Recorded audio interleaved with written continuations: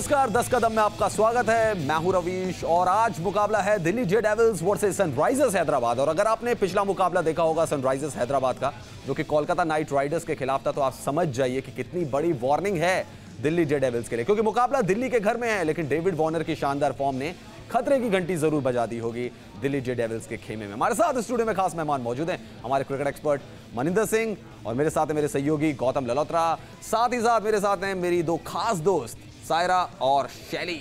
सबसे बातचीत करेंगे, लेकिन कल का जो मुकाबला था वो कुछ स्पेशल था, क्योंकि स्पेशल प्लेयर आए, शतक लगाया और अपनी टीम को जीत दिलाई। बात कर रहे हैं पुणे सुपर जायंट्स की और प्लेयर हैं बेन स्टोक्स। लायंस के जबड़े से छीना मैच। पहले बल्लेबाजी करते हुए गुजरात ने 161 का स्कोर बनाया था, जिसके जवाब में पुणे ने 5 विकेट खोकर 167 रन बनाए और 5 विकेट से ही मैच अपने नाम कर लिया। स्टोक्स ने 63 गेंदों पर नाबाद 103 रन की पारी खेली, जिसमें उन्होंने 7 चौके और 6 छक्के लगाए। गुजरात के लिए ईशान किशन ने 31 रन की पारी खेली, वहीं ब्रेंडन मैकलम ने 45 रन बनाए, जबकि पुणे के लिए इमरान ताहिर ने 27 रन देकर 3 विकेट लिए। वहीं उनादकट ने भी 29 रन देकर 3 विकेट चटकाए। आखिरी 2 ओवर में पुणे को जीत के लिए 25 रन की जरूरत थी। और स्टीव स्मिथ का यह भी कहना है कि जब ऑक्शन हो रहा था, उन्होंने ओनर्स को कहा था कि उनको एक ऑलराउंडर चाहिए और बेन स्टोक्स के लिए आपको कितनी भी बोली लगानी पड़े, लेकिन उनको टीम में आपको लाना पड़ेगा। मनी सर, सीजन 10 की one of the best inning under pressure Ben Stokes के, इसमें कोई डाउट ही नहीं है। आई थिंक बड़े प्लेयर हैं जिसकी वजह से उनको इतनी बड़ी कीमत दी गई है। इससे पिछले मैच में भी जब वो खेले थे 3 विकेट्स लिए थे, इंपॉर्टेंट 3 विकेट्स लिए थे, मैच जिताया था। और ये तो बेहतरीन इनिंग्स थी। इस इनिंग्स ने एक्चुअली एक चीज प्रूव कर दी है कि आपको जाते ही 20 ओवर्स की क्रिकेट है, लेकिन जाते ही स्ट्रोक्स लगाने आपको जरूरी नहीं है, थोड़ा सेट भी होना है। बिल्कुल टाइम लीजिए, जब अंदाजा हो जाए किस पेस से, किस उछाल से बॉल आ रही है पिच से, उसके बाद स्ट्रोक्स लगाए जा सकते हैं, जो कि इन्होंने किया।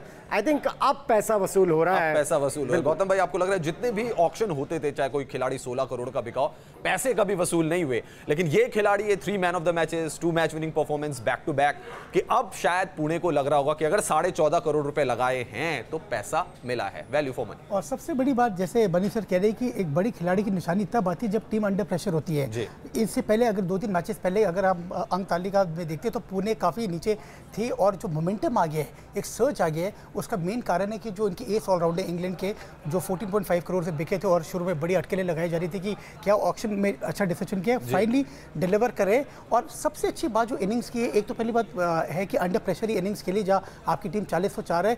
सबसे बड़ी बात ये बोला है, आप दिग्गज देखिए जैसे सुनील गावस्कर ने, कि कन्वेंशनल क्रिकेट शॉट्स थे, बहुत ज्यादा स्लो करने की कोशिश नहीं की, खराब गेंदों पे ज्यादा शॉट्स लगाए, खराब गेंदों पे अच्छे शॉट्स लगाए और अपनी गेम के पूरे कंट्रोल के अंदर लग रहे हैं। ये बहुत अच्छी बात है। और ये उन प्लेयर्स में से हैं जिनको खराब बॉल की जरूरत नहीं है, अच्छी बॉल पर भी स्ट्रोक्स लगा सकते हैं और रन्स बना सकते हैं, जो कि उन्होंने कल दिखाया। क्योंकि जिन बॉलों पर वो बाउंड्रीज लगा रहे थे, चाहे वो 4s थे, चाहे वो 6s थे, वो बॉलें अच्छी थी, बॉलों में कोई खराबी नहीं थी। तो जब कोई खिलाड़ी ऐसा प्रदर्शन करता है तो उम्मीदें और बढ़ जाती है, और इसीलिए स्टीव स्मिथ कह रहे हैं कि क्वालिफायर्स नहीं, फाइनल में भी हमें जरूरत पड़ेगी अगर हमारी टीम फाइनल में पहुंचती है। और सबसे अलग बात यह भी है कि यहाँ पे जो इंग्लिश खिलाड़ी हैं वो बड़े परेशान भी हो रहे हैं, मौसम की वजह से डिहाइड्रेशन हो रहा है, और इसीलिए स्टीव स्मिथ ने कहा था कि बेन स्टोक्स को हमने बैठाया था क्योंकि वो फिट नहीं थे, लेकिन वापसी की और जबरदस्त वापसी की।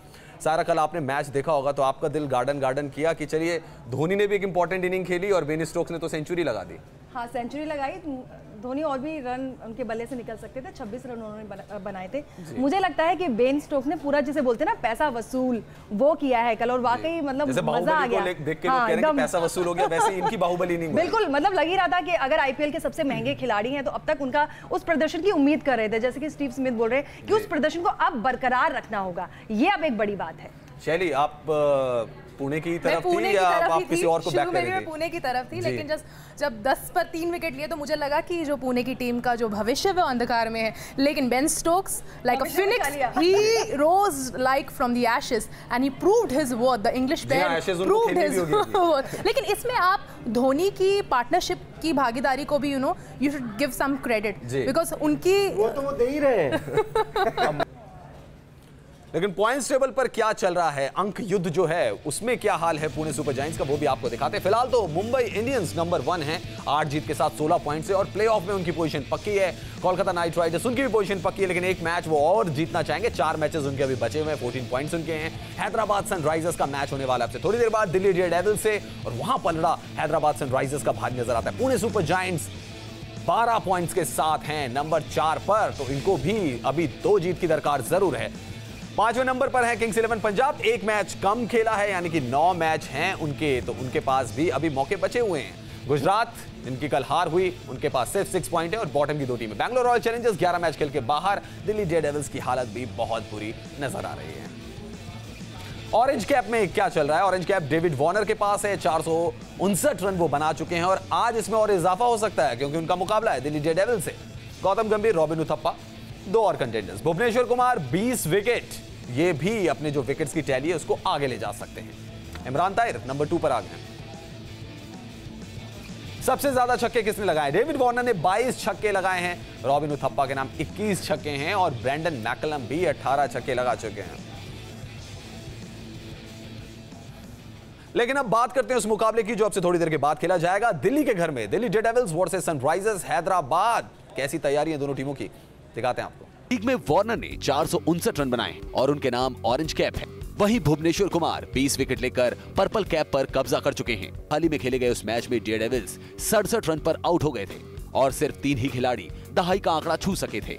डेयरडेविल्स ने 8 मैच में से सिर्फ 2 में जीत दर्ज की है, जबकि उसे 6 मैच में हार का सामना करना पड़ा है। ऐसे में प्लेऑफ में पहुंचने के लिए उसे अब अपने सारे मैच जीतने होंगे। तो बहुत दिनों के बाद दिल्ली अपने होम टर्फ पे मैच खेलेगी क्योंकि 17 अप्रैल को खेला था, उसके बाद अब 2 मई हो गई, तो ऑलमोस्ट 15 दिन के बाद अपने घर में खेलेंगे। मनी सर, कुछ बचा है दिल्ली के लिए इस टूर्नामेंट में? अपने घर में कुछ करेंगे लग रहा है आपको? देखिए, बचा ये है कि अगर आप मैथमेटिक्स के हिसाब से देखें तो अगर सभी मैचेस जीते हैं 6 के 6 तो 16 पॉइंट हो जाएंगे। एक आउटसाइड चांस है जो कि मुझे बहुत मुश्किल लग रहा है क्योंकि एक तो जहीर खान जो कप्तान थे, जो टीम को संभाल रहे थे, वो टीम में नहीं है। उनकी पुल हो गई। बिल्कुल, उनकी जगह करुण नायर कैप्टन बने जो कि फॉर्म में नहीं है, सो टीम को संभाले, खुद को संभाले।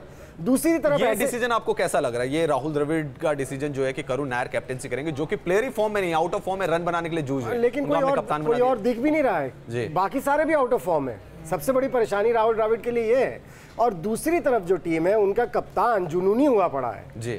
अगर आप उनको पिछले मैच में बैटिंग करते देखते, जिस तरह से डेविड वार्नर ने बैटिंग की है, आई थिंक बहुत जबरदस्त, बहुत पैशन के साथ। और एक टीम है जो फिसड्डी हुई पड़ी है दिल्ली की, ऑन रैम्पेज जिसे कहते हैं, वो कर दिया बिल्कुल। और दूसरी टीम ऐसी है जिसके पास पर्पल कैप भी है, ऑरेंज कैप भी है, और कोई कैप होती तो शायद वो भी उन्हें मिल जाती। और आई थिंक जो बैलेंस भी है वो बेहतरीन है। और एक ऑस्ट्रेलियन इफेक्ट भी है हैदराबाद की टीम में, और इसीलिए शायद फ्रेंचाइजीज प्रेफर करते हैं अगर कोई ऑस्ट्रेलियन, सीजन्ड ऑस्ट्रेलियन हो, उसे कप्तान बनाए। Henceforth the verdict is pass। जी गौतम भाई, 67 रन सिर्फ बने थे दिल्ली डेयरडेविल्स के और 126 तो वार्नर ने अकेले ही बना लिए थे। तो आपको लग रहा है कि ये जो वार्नर का फैक्टर है, जो कि मनी सर भी कह रहे हैं, ये बहुत बड़ा फैक्टर है और दिल्ली को 100 नहीं 200% अपने खेल को ऊपर लाना पड़ेगा अगर हैदराबाद को टक्कर देनी है तो?